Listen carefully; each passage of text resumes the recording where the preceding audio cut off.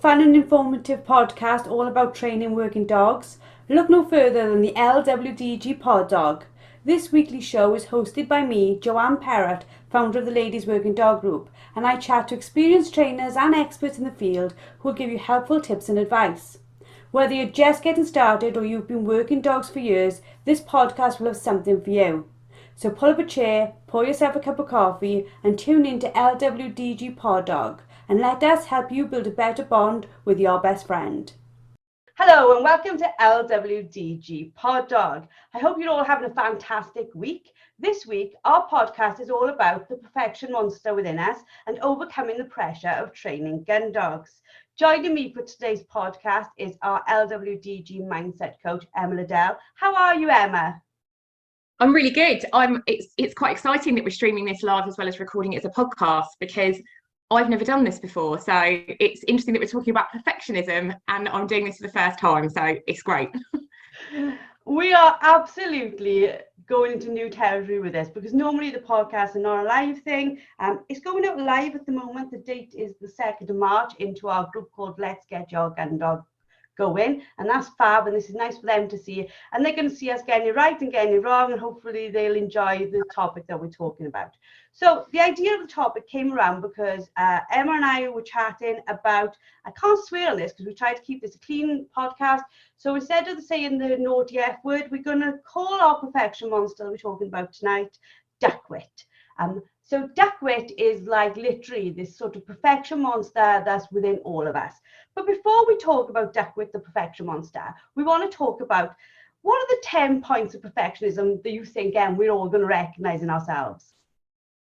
Okay, so this is a great one for me. So I am a self-confessed perfectionist, and there will be people listening now and on the podcast that will be waving their hands up going, pick me, pick me.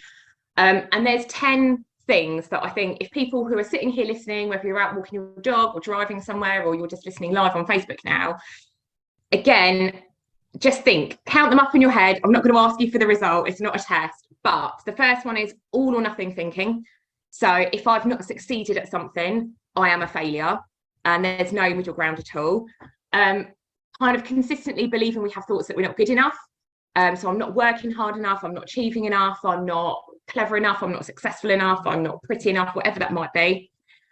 Spending excessive time on personal growth. So whether that is doing huge amounts of mindset stuff, hi over here, whether it's thinking about constantly, how can I improve myself? How can I be a better person? And I really want to stress the word excessive. It's not about, wanting to be a better person, but it's when actually that might eat into kind of some of the other parts of your life. Struggling to relax or switch off. So struggling to just let your mind settle and watch TV or something without suddenly thinking, oh God, the dusting needs doing, or why have I not done this? Or those kind of negative thoughts creeping into our head. Taking ages to finish things. So constantly checking stuff before it goes out. So that might be at work, rereading emails 15, 16, 17 times to make sure the wording is absolutely perfect. Or vice versa, procrastinating. So not doing anything because I'm scared that if I do something, I'm going to fail at it. So if I do send that email, someone's going to criticize me, or I want to get that bit of project work done, but actually if I do that, someone's going to laugh at me. Comparison to others, and I know we'll probably do a whole nother podcast or thing about that. That's a whole kind of new topic, but that idea of going, I'm not good enough compared to so-and-so, that's really prevalent in dog training, I see. Then thinking our self-worth is based on our achievements and performance, so a measurable thing rather than happiness. So again, it's about either being a certain weight or achieving a certain thing or earning a certain amount of money. It's generally to do with numbers, oddly, rather than just going, but am I happy? Am I enjoying it? Is that something I want to do? Rather than going, well, I need to be this goal weight, or I need to drink this amount of water per day, or whatever that might be. One of the last two, I would say, one is treating your friends in a different way to the way you treat yourself. So we're often a lot kinder to our friends than we would be ourselves. So we feel like we have a different rule. So it's like, oh, it's okay that they're struggling, but I can't. Or it's okay that that person is struggling with their dog and they're doing the best they can. But when it comes to me, that's not negotiable. I have to be perfect at this. And really, the last one is the self-criticism. Like, how do I actually talk to myself? So if you were saying whatever the thoughts are in your head out loud, if you said that to your friend, would your friend be okay with that, or would that be a problem in your friendship? And if the answer is they'd probably look at you and go, wow, you're being really mean, then again, that's a sign of perfectionism. So those would be the 10 key signs. And I think the majority of us, if we're very honest, will resonate with at least a few. Yeah, if not all. Like, our friendship is literally based around, we are both like slightly maybe excessive around the personal development, and we love it, and we read and we discuss it at length and stuff like that. But we also have that perfectionism creeping into both of our dog training, and the pressure of training Gundogs to be perfect. It really affects us as trainers, doesn't it? Yeah, I agree. It's a really difficult thing. And I think comparison comes into that. If we think about even our group, we've got people there that have literally picked up their first ever dog, let alone it being a working dog. And then we'll have other people that will have had, dogs for years, grown up with working dogs, have been around people that have trained dogs, are trainers themselves. And so that it can be so hard, because perfectionism is about expecting to do something right pretty much first go for a lot of us. And there are 3 different types of perfectionism, which I'll go into in a little bit. And it's important to know kind of where we are with that. But yeah, it absolutely translates into how we deal with our dogs on a day-to-day basis, and our expectations of ourselves and them when we're out working them.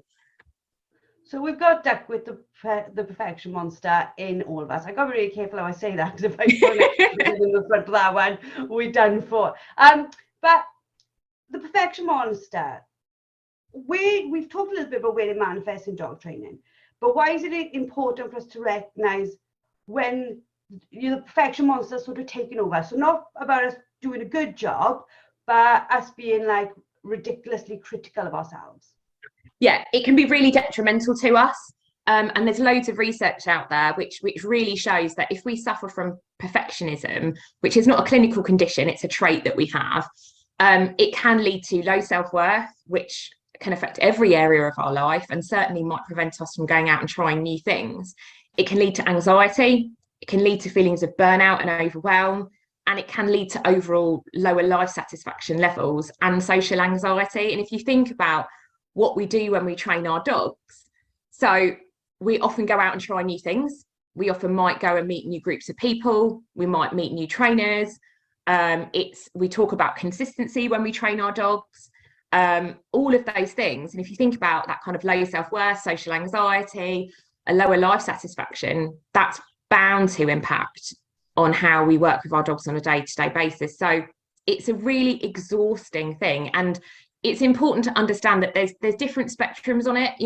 Perfectionism can be a highly motivational trait, and you find people that are often very successful have perfectionism traits, but they keep them in a way that's healthy for them. So it's not about don't be a perfectionist, it's about managing it to make sure it doesn't tip over into that kind of unhealthy category where you might actually really start struggling. So chat to us a bit about those, like sort of, you said there was 3 different types of it. What's a healthy perfect way you wanted to be perfect, and what's an unhealthy way you wanted to be perfect? So there's 3 types of perfectionism that we have. One which is self-orientated. So one is the belief that I have to be perfect all of the time. Then the second one is a much more complex one, but I find this absolutely fascinating in the area that I work in, which is socially prescribed perfectionism. So that is where we feel we have a social pressure on us to be perfect, or to gain approval from other people, or that if we are not successful, others will judge us. So that's not my pressure that I place on myself. That feels like society's pressure and how I view that.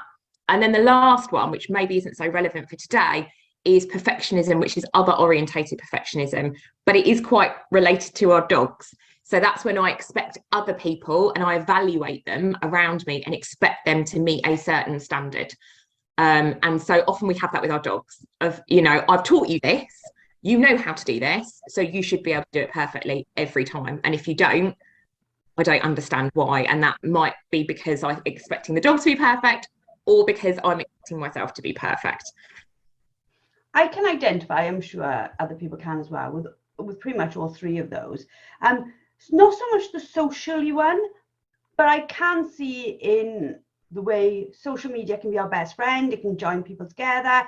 Our community lives and loves it. But there is, outside of our community, that external pressure, I think, within dog training of, look how good my 6-month-old retriever is winning a field trial. I'm making this up now, yeah, of course, but winning this field trial champion and jumping over a skipping rope while it's doing it. And you're just like, oh my God, I look at my dogs and I'm like, you guys are crap compared to that. And there's a load of pressure that it's not real. It's how we are interpreting what we're watching, isn't it? Yeah. And I think the media impact is a really good thing to kind of use as an example. So if we think about Facebook and Instagram, we choose what we put on Facebook and Instagram. They don't wander around filming me all day, every day, thankfully. So what I can control that. So it's what I choose to put on there. And for a lot of people, it's a highlight reel. It's absolutely a highlight reel of our life. You know, there are some people there that are very open and it's really good. And I absolutely respect trainers that put together unedited videos. So there are things that do not go to plan halfway through because it shows the reality of the work that we do. But it is a highlight reel of our lives. And what I think is also really important for us to think about is it's not only, if we think about when we scroll through Facebook or Instagram, we're not looking at one person's life. We're not looking at one person's page. We're looking at everybody. So let's say, for example, I follow, 23 dog trainers on Instagram. So when I'm scrolling through that, I'm seeing 23 people that are putting together a highlight reel of probably the best bits that they do. So the information that I'm being given, or my perception of it, will be 23 people are fantastic at dog training. And I took my dog out this morning and he was utterly useless. He ran around the field parading a dummy and I didn't know what to do. So again, that perfectionism trait will translate over to that around, well, they're all really good and I'm not. Rather than seeing, if you interviewed those 23 people and filmed them all day, every day, you'd get a much more balanced view of really what was going on in their lives and the levels of training that they've got. And also it depends who we follow. You know, a lot of us follow aspirational people. So people that have been dog training for 15, 20 years plus, and that is their job. That is what they do all day, every day. And then somebody like me, who it is not my job, I have no idea what I'm doing apart from, you know, the books that I read and the courses that I do. And, you know, with the best will in the world, I'm learning as much as I can. But I'm expecting myself to be like that. And that's just impossible. And I'm setting myself up to fail. And I'm probably going to be quite hard on myself as I go down that route. When a couple of years ago, the Gundogs journal came to me and said, what would you like to do an article for us each edition? And I said, yeah. And can I do it on, some of you might have seen it, my most difficult moment. And I've done it every single edition since. And the editor said, why that? And I said, because I'm fed up picking up the magazine and everything being perfect. I just like to hear about someone's Duckwick monster. And like literally every single edition, I talk to some of the best in the UK, best abroad, and they tell me about a dog where they were literally pulling their hair out. And like you just said, you see Instagram, this perfection, you read that or you have that conversation, you're like, oh, they have exactly the same problems as I do. They're just further into their journey. They've just learned the lessons from these most difficult moments and they've put it together. But do you think, with media giving us all these 23 people, like you said, doing perfectly, that then feeds into the other two types where you're going, I'm not good enough, and dog, you ain't good enough? Yeah, I think that's key. And I think we need to look almost underneath it. And so what happens when we think about perfectionism, the reason we have this need to be perfect is fundamentally coming from a place of fear. And if you think about, if you kind of bring that right back to do a little bit of psychology on it, is when we are afraid of something, it's because we don't feel safe and we feel that we're going to be rejected and we feel like we're going to be cast out. And if we go back to, our brains are still really, really primitive, and a huge part of ourselves is about keeping us alive.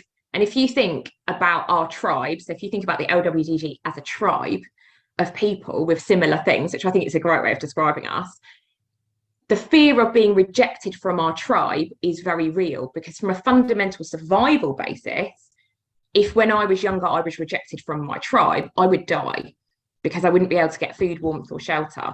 Now, although we know logically that's not going to happen, you know, if something, you know, if I do something and it doesn't go to plan and I feel rejected, I'm unlikely to die.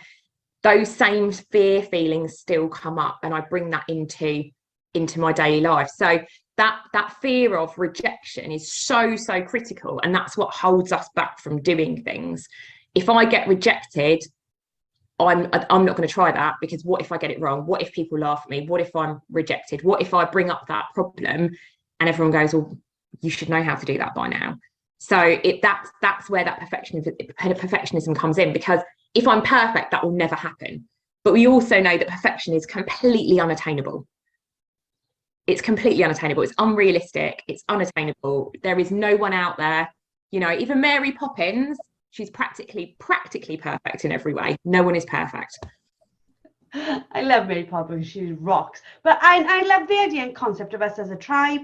And I think what makes our tribe so strong is the fact that the only time you would ever get rejected from our tribe is if you were mean. That is our, like, it's probably our founding stone in the middle that says, don't be I won't use another swear word, be kind, or scroll on, or get out. They are like literally our rules, aren't they? But do you think that even though people hopefully in our group know that, there's that, like you said, that inner feeling of you still don't want to mess up in front of our tribe, even though you know our tribe won't ever judge you on it? Yeah.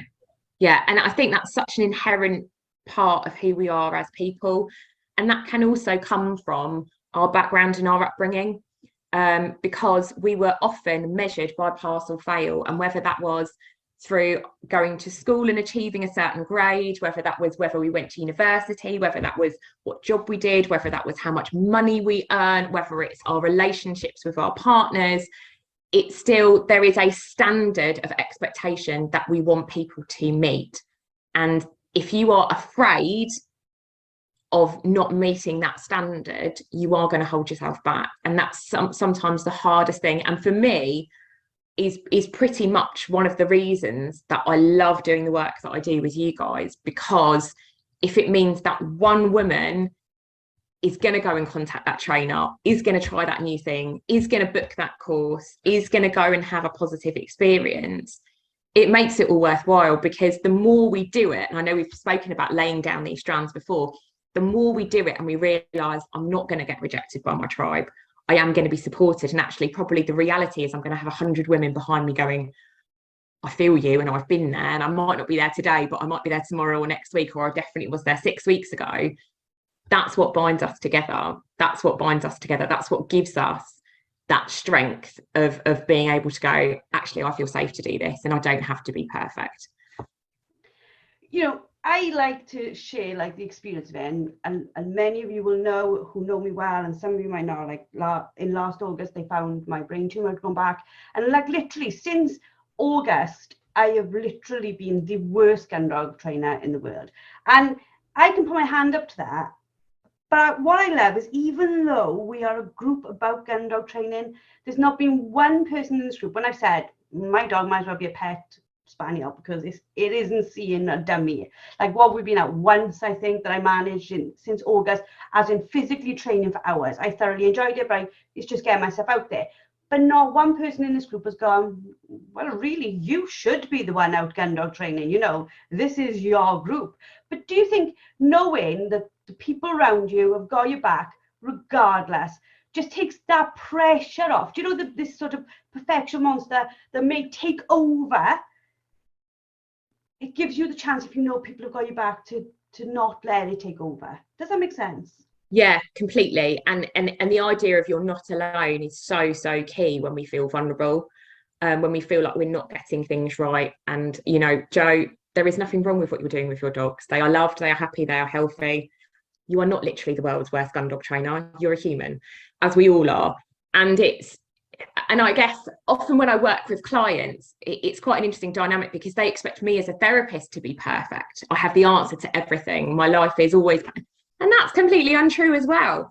And often, and I'm quite happy to share this story, is we have this belief that we look at other people, or we look at people that are older than us or who have more experience, and we think that they've got it sorted. So I remember acutely when I was like 14 years old, looking at 16-year-olds and going, when I get to that age, I'll know what I'm doing. Like I'll have it sorted. And then I got to 16 and realised I had no idea what was going on in life, and I was just winging it. But then I thought, when I get to 18, I'm an adult, and adults are grown up and mature and they know what they're doing.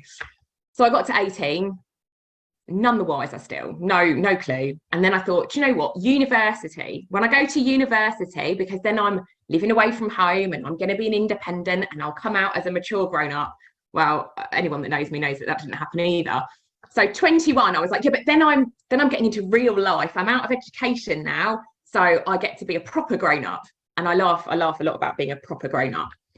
And again, I got to 21 and I have no idea what I'm doing at all. And I've been like that ever since. And it's about giving up that idea that at some point I will know what I'm doing. There will be dog trainers listening to this that will still go, I don't know everything. And thank God they do that, because then it means that they will be inquisitive and they will learn new things. None of us know what we're doing. We're just doing the best we can with what we've got. And one of the things that, and I'm quite happy, and I'm going to share this with God knows how many people listen to this podcast. And I say this to my clients as well. And they say, well, you're a professional therapist and, you know, you've got it all set up. And I say, yeah, I do, but I'm still a human. And sometimes when I'm tired and I'm overwhelmed and I don't have time to get something done, I will microwave a meal and I'll finish really late at work. And you know what? I'll eat it in the bath. Like, happy to share that. And does that make me professional? Make up your own mind. It makes me a human. It means that I don't get it right. You know, everyone thinks that everyone else, they get changed into these clothes and they cook this organic meal from scratch. And then, I don't know, I sit there and meditate before I go to sleep or whatever. I might be running out the door with no makeup on, trying to get my dogs out for a quick walk. I might be eating microwave mashed potato in the bath. You know, I'm a human. I'm doing the best I can with what I've got. And I'm not perfect. And that's great, because actually, when we're not perfect, that's what makes us relatable. When we're perfect, oh, that's all a bit scary. If you've ever been around somebody and they feel like they've got it all together, it's really hard to bond with that person. It's really hard to build up a rapport. Whereas when you've got somebody and you realise that they're just a human and they're just as confused as we are, I can open up to that person. I can share with that person and go, you'll never guess what my dog did the other day. And the other person won't judge me because they're not perfect either. I'm going to have that image for life, and that's all I thought of as you said. It must be easier to do the dishes. Absolutely, it's really effective. I get to have a quick wash. I don't have to do the dishes. Oh, I love it, but that is an important thing. And do you know, we're laughing and joking now, and I love our chat, and I think that you've got to be able to laugh with dog training, haven't you? Because if you are trying to be too perfect, like you said at the beginning, it's going to lead to frustration and burnout. But it's, you know, I would put my hand up. There are times where I've been training where I've been so overwhelmed with other stuff in my life and so tired that the dog does one thing wrong and I'm like, oh my God, I absolutely hate you right now. And I don't hate the dog in anything, you know, my dog's in my life. I leave later to go with my mum on holiday, and I've gone through how to look after my dogs with my husband, who can perfectly look after my dogs, multiple times this morning, just to make sure he knows how to look after the dogs.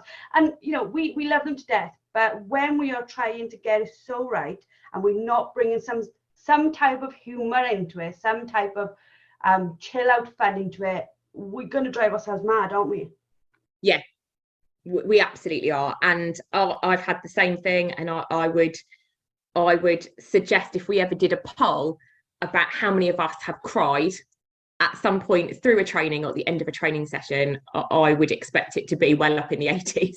And I am one of those people where you just go, this is just not going right.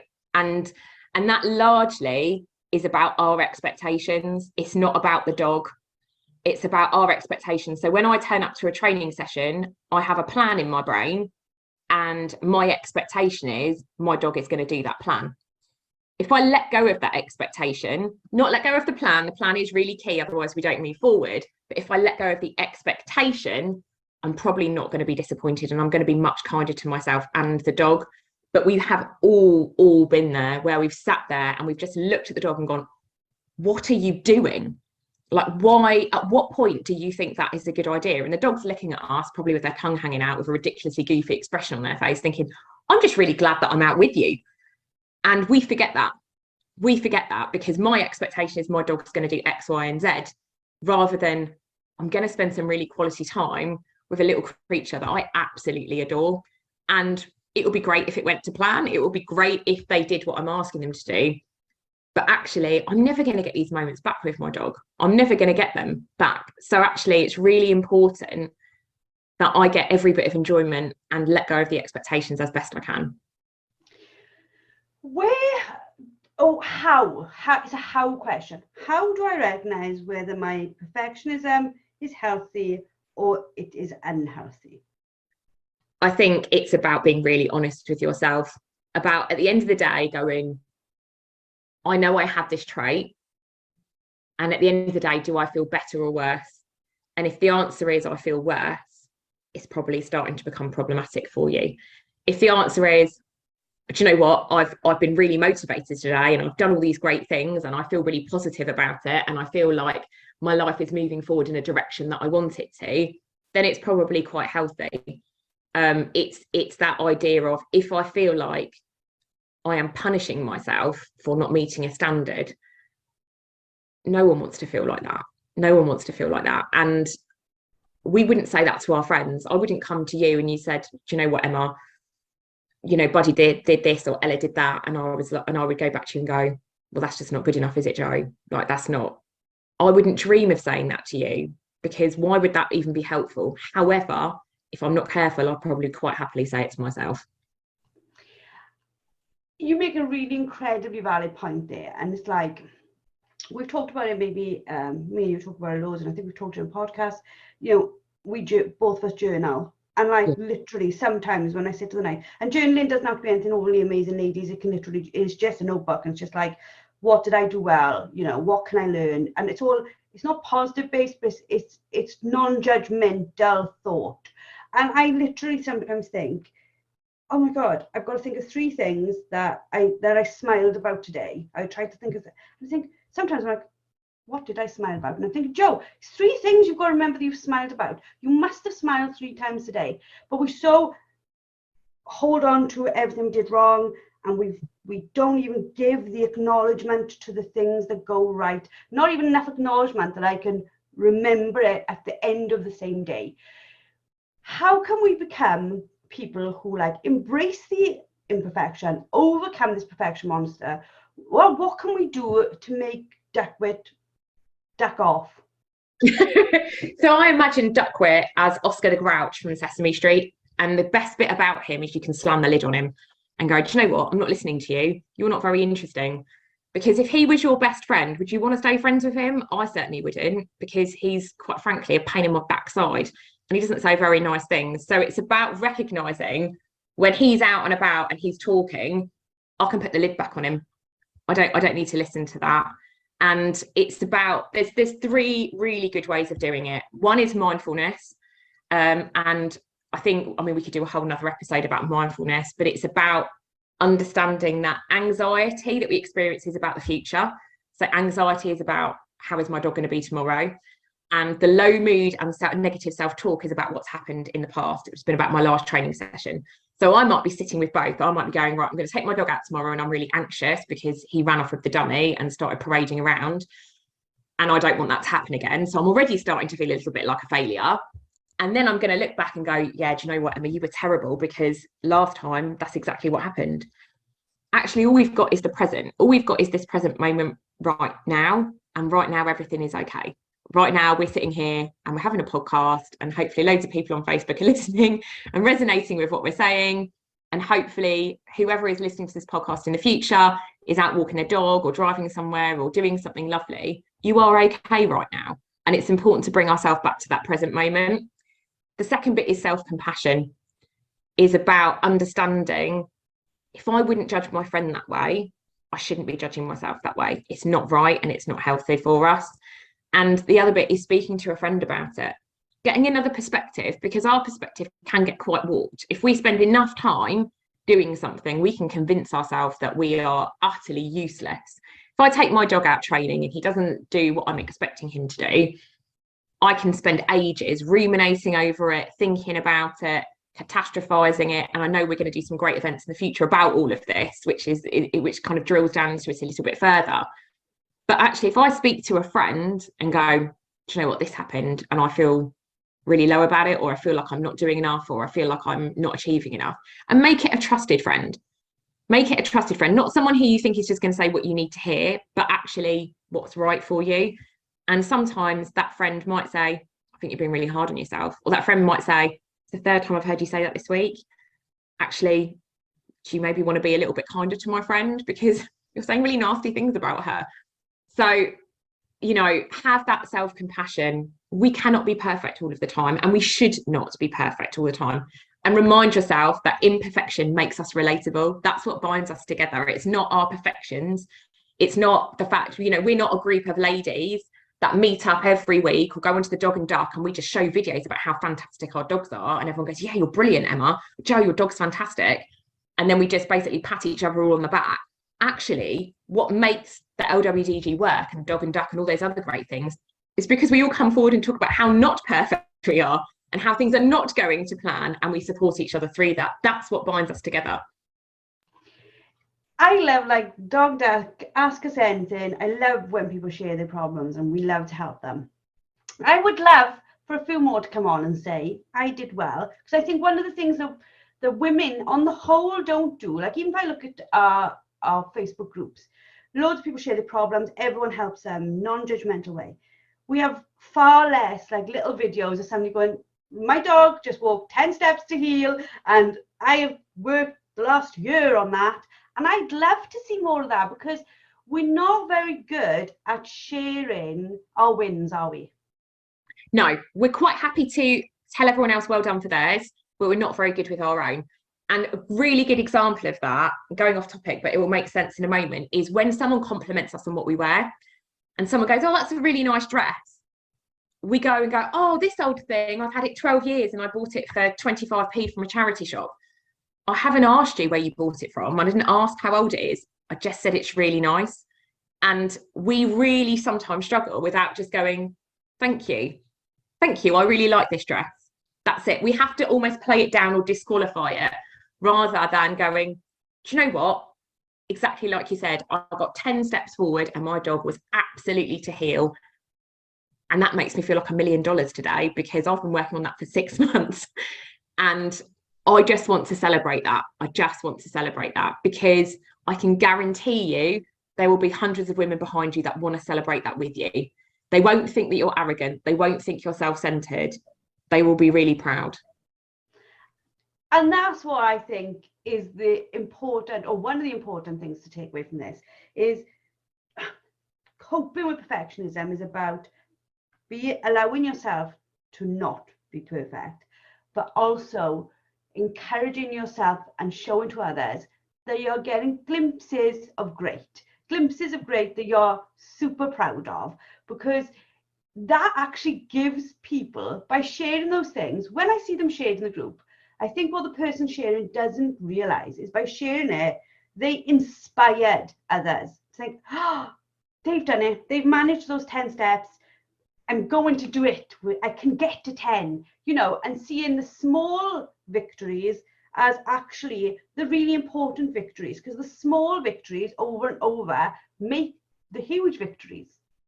Yeah, so that's the foundation, isn't it? That's the foundation. If we imagine we're building this beautiful house, if I'm building a beautiful house that is representative of my life, I'm not going to be sitting there thinking about what bedding and what chandeliers I want in my amazing property. I'm going to be thinking about the foundations. I'm going to be thinking about, really the underpinning of the house. Are the foundations deep enough? Are they solid enough? Are they made of the right quality? And those are those little wins. And those little wins then build up to be that amazing field trial champion, if that's what you want to do. Or it might be, and I see it all the time, and it makes me even emotional when I read it, when you see someone write in the Facebook group or on the forum or whatever else, and they go, I took my dog out onto its first sheet and it retrieved something and I could have cried. And I'm sitting there going, oh my God, I could cry with you, because that's what it's all about. That's what all those hours of pain, suffering, laughter, joy, money, listening to things, watching masterclasses and stuff has all led up to that beautiful moment. And why would we not want to celebrate that with you? That's exactly why you're here. You're here for us to enjoy the good times with you and the more difficult times. And both of those are okay. You need to be making me cry now, so I'm not going to do it, because I am normally podcasts will allow us to be people don't see us, we can come on here looking, well, I've been on here in my pajamas, let's be honest about it, and then but we are live in a group, so I can't do that right now. But for people who are listening and they're like, you've just helped me so much this morning, there's a couple of podcasts that I think that you should all go back and watch. Go back and find in the podcast the age race. Recognize your dog is not going to get it straight away. Go through them and find the ones, read the podcast titles and find the ones that resonate with you, and you think, that's what I need to hear today, and log into it. Go back to some of the ones with Emma, I think last week's, a couple of weeks before. Yeah. Because bringing in mindset has been like, I've got to be honest, when I thought about doing this, I thought, am I taking the group the right way? We've only been doing it like, what, a month, and with the feedback is massive. On Monday morning mindsets, they go into our society members and they literally are like setting them up for the week. And that, along with the practical skills that the group experts bring, it's like we couldn't ask for more winning formula. You've got every week being told, you can do this, you can do this, we've got you. And then you've got the experts going, and this is how, and this is how, and we've got you.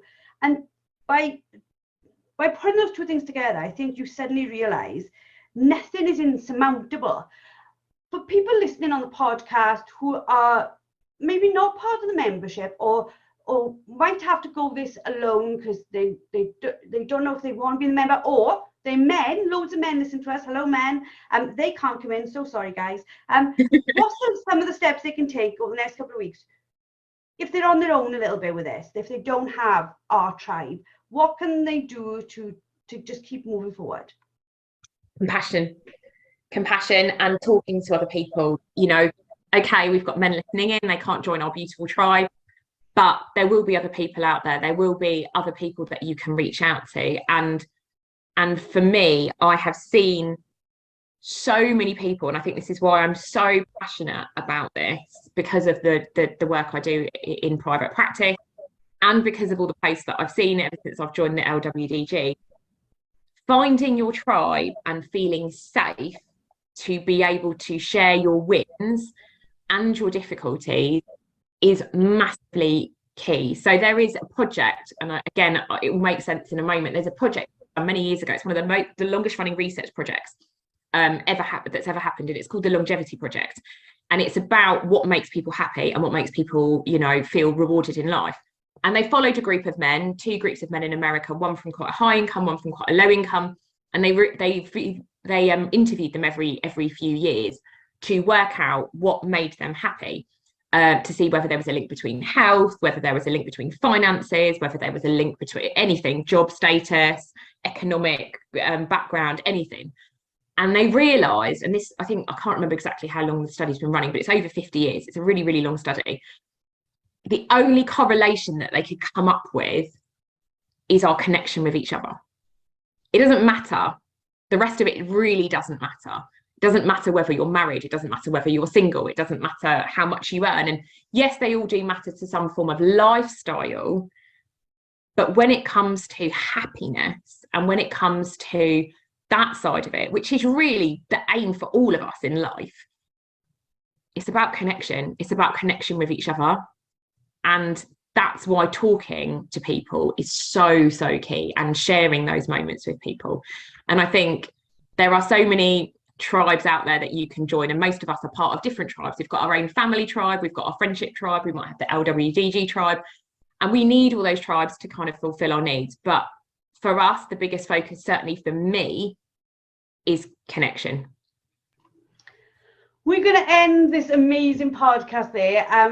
I know without doubt it's going to be something that I listen to over and over. It's been absolutely fantastic. You are fantastic as always. As we touched upon there, for society members, if you go to events, you'll see an event in April with some live coaching from Emma. You will also see one for May. We've got a 4-week one in for society members in May, which is going to be brilliant. The Fearless Female Challenge. It's going to be absolutely fab. I can't wait to do it. It's something we've been working on, and it is going to be brilliant. For those of you who have joined us for the first time, we hope you've enjoyed this podcast. Please subscribe. Please share your likes, your loves, everything. We like to know your feedback. Please send it out to other people, Gundog people, men and women, because our role, I suppose, or our view for the podcast is that we are there to help people inside our society membership daily, but outside in the whole wide world weekly with this amazing podcast. Thank you again, Emma, for being amazing, and thank you everyone for listening in. Remember, it is important to recognize when the perfection monster is taken over. Take some steps to overcome it. Listen to Emma's advice, and we are here to encourage and support all women trainers, and I don't mean trainers in the professional trainers, we're there for them, of course, but you are all dog trainers. If you have a dog that you are training, you are a dog trainer. We are here for all of you to help you all with your working dogs, your gun dogs, whatever breed they are. There is no thing here where you have to have a specific dog, a specific type. We are here for everyone. So thank you all for joining us. Thank you all for those listening in on the podcast live. We hope you've loved it too, and I hope you've enjoyed this bonus session that we've popped in for you and sort of put myself and Emma into a outside of our comfort zone. Shall we do a podcast and live at the same time? And we shall see you all next week. Thank you, Emma. Thank you for listening to LWDG Pod Dog with me, Jo Parrott. Now, we all know training a dog takes time, energy and patience, but our lives can be really, really busy. Don't worry, the LWDG has got you covered. Join us for our free planning workshop where we'll show you how to use short 10-minute training sessions each day to fast forward your dog's education. Our experts have years of experience in training dogs and will help you get started on the right foot. Register now and start making progress with your furry friend today. Go to our Facebook page, the Ladies Working Dog Group, and click on the pinned post, or visit www.thelwdg.com.